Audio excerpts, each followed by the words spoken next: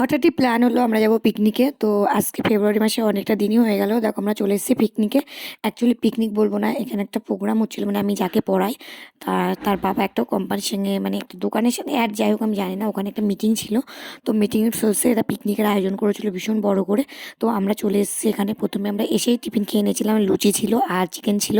তারপরে বৌদি বললো চল একটু বাগানটা ভালো করে ঘুরে আসি, কারণ বাগানটা একদম বাড়ির পাশে ছিল, কোনোদিনও আসা হয়নি।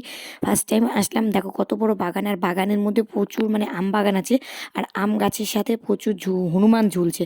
তো চলো তোমাদেরকে একটু দেখায়। এখানে সবাই ক্রিকেটও খেলছিল। আমাদের খাওয়া হয়ে গেছে, তাই এদিকে একটু ঘুরতে আসলাম। এই দেখো হনুমানগুলো কিরকম লাফালাফি করছিল, আর আমার স্টুডেন্ট আর একটা মেয়ে ছিল, ওরা শুধু মারামারি করছে, আর আমরা প্রচুর ছবি তুললাম, রিলস বানালাম বানিয়ে একটু বসবো। দেখো এদিকে মিটিং এখনো শেষ হয়নি, আর এই সাইডে আরও একজন মানে কতজন মিলে পিকনিক করছিল। তো চলো, এই দেখো আমার স্টুডেন্ট বেলুনগুলো নিয়ে এসে, যে মিটিং শেষ হয়ে গেছে বেলুনগুলো নিয়ে চলে এসছে।